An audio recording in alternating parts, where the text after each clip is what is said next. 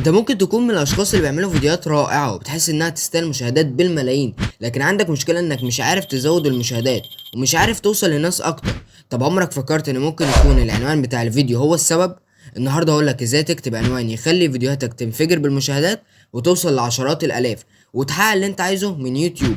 فادخل معانا فيديو النهارده واكتشف السر اللي هيغير كل حاجة. يلا بينا. من اول ما بدأت كنت بكتب عناوين كانت بصراحة مملة جدا، واي حد بيقراها ما كانتش بتجذب انتباهه ولا بتحفزه، بالتالي ما بيضغطش على الفيديو اصلا. بس مع الوقت والتجارب والتدريب لقيت طريقة ان اقدر اوصل للناس بشكل افضل. بدأت اقدر اجذب الناس بالعناوين والصور المصغرة بتاعة الفيديوهات، واللي علمني ازاي اقدر اعمل ده هو احصائيات يوتيوب. في ناس كتيرة بيغلطوا بس لانهم مش بيتابعوا احصائيات يوتيوب ومش بيعرفوا الفيديو بتاعهم بيظهر فين، لان بمعرفتك الفيديو بتاعك بيظهر فين تختلف الاستراتيجية اللي المفروض تعمل بيها العنوان بتاعك وطريقة استهدافك للناس. لان في استراتيجيتين، سواء استراتيجية الظهور على يوتيوب نفسه، في الاستراتيجية التانية اللي هي انت عاوز الفيديو بتاعك يظهر لمين. وهنا بيكون في تحول واختلاف جذري في طريقة صياغة العناوين اللي انت عاوز تعملها. خلينا نبدأ بطريقة الاستهداف عن طريق معرفة الفيديو بتاعك بيظهر لمين. يعني مثلا لو دخلت على احصائيات اليوتيوب عندك وفتحت الادفانسد مود وشفت الفيديوهات بتاعتك بتظهر فين، هتلاقي انك لازم تستخدم استراتيجية معينة في كتابة العناوين. يعني لو الفيديوهات بتظهر في نتائج البحث على يوتيوب، هتختلف طريقة كتابتك للعنوان علشان تزيد فرص الناس انها تلاقي الفيديوهات بتاعتك بسهولة. خلينا نفترض مثال تعلم الفوتوشوب لتصميم الصور المصغرة. لازم تكتب عنوان يكون سهل البحث عليه، يعني اي حد عايز يتعلم الفوتوشوب يدخل البحث ويكتب العنوان كامل زي ما هو، وبالتالي الفيديو بتاعك هيظهر ليه. لكن المشكلة هنا ان العناوين زي كده صعب جدا تجذب انتباه الاشخاص،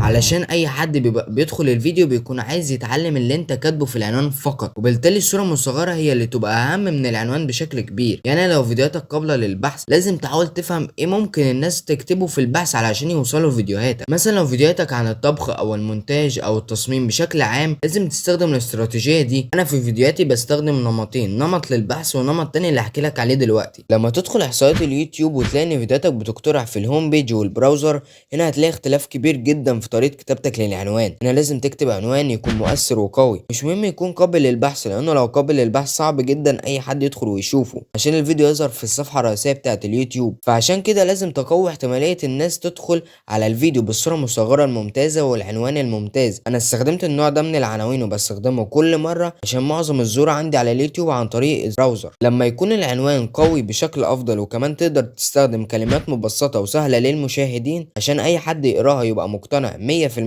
في اللي انت هتقوله ويحسن او يزود الفضول عند الشخص. انا عايز اعرف ايه اللي موجود في الفيديو ده، ايه اللي ممكن يغير من حياتي او يحسن من طريقة طبخي او مونتاجي او تصميمي. في حاجات لازم تلعب عليها حسب قناتك او استهدافك للجمهور. لو كانت فيديوهاتك بتظهر في الهوم بيج او البراوزر وانت كنت بتكتب عنوان قابلة للبحث، فمن الصعب ان اي حد يدخل على فيديوهاتك لان العنوان مش مؤثر كفاية مقارنة بالفيديوهات اللي جنبك في الصفحة الرئيسية. لان اليوتيوب بيختار الافضل عشان يظهر في الصفحة الرئيسية واي حد يقدر يشوفه ويدخل عليه ويتفرج فيديوهات وفيديو ورا فيديو ورا فيديو، وبكده يكون قاعد مدة طويلة على يوتيوب. ما تنساش ان ده هو الهدف الرئيسي من الخوارزمية. بس لو بتكتب عن عناوين جذابة لفيديوهات قابلة للبحث، يعني مثلا لو الموضوع كان كيفية تصميم الصورة المصغرة زي المثال اللي قبل كده وكتبته بطريقة جذابة، هيكون صعب جدا اي حد يدخل عليه ويكتب ايه هو العنوان اللي انت حاطه بالظبط، فالفيديو بتاعك مش هيظهر في نتائج البحث اللي انت عملتها.